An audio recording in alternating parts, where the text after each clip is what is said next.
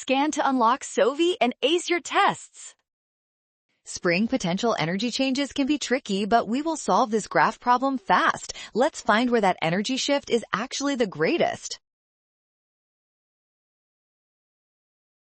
First, look at the oscillation graph to see that the block moves symmetrically between positive and negative 0.4 meters. The equilibrium point is exactly at the 0 position.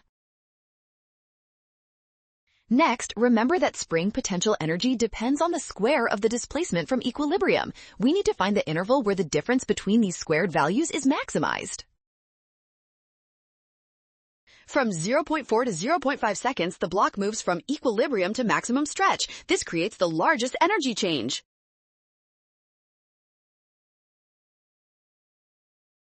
Well done! Scan the code to learn with Sovi. Watch signs and avoid rushing. Trust given data and check steps for option C.